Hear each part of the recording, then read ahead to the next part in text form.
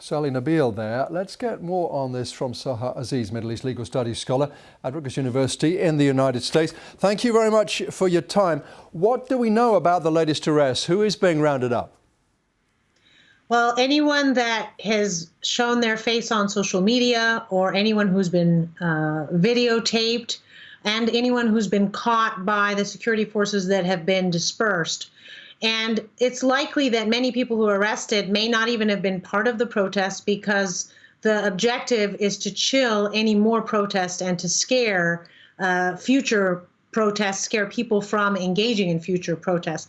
But I suspect that the numbers will continue to go up. The latest numbers are around 600, and they may go up. It also could be pretext for the government to arrest others that may have been expressing any dissent on Facebook or social media, which is very heavily surveilled in Egypt, and it has been for the past few years. And people will know it's a very risky business now, protesting in Egypt. What is behind these demonstrations?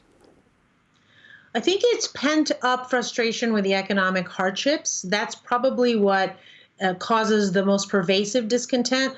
For sure, there are people who are opposed to Sisi politically, and there are probably people who are sympathetic to the Muslim Brotherhood, or at least to the ouster of Morsi as something that was, in their eyes, illegal.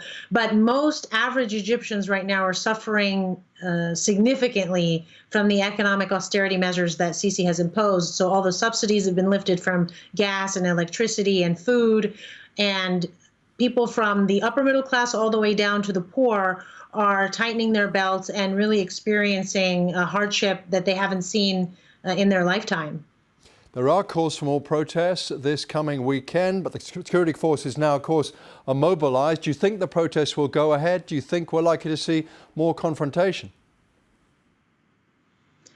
It's hard to tell. When Sisi made sure that everyone saw he was with Trump today, he was signaling to whatever organized opposition there may be that I have the United States behind me, who has the strongest military. And I think he's signaling to them that if I have to kill you, I will. And he probably will. I think this will be the biggest challenge for the Egyptian military, is if the protests get to the point where they tip, where there's hundreds of thousands of people, if he deploys the military, they're going to have to determine whether they're going to shoot or not.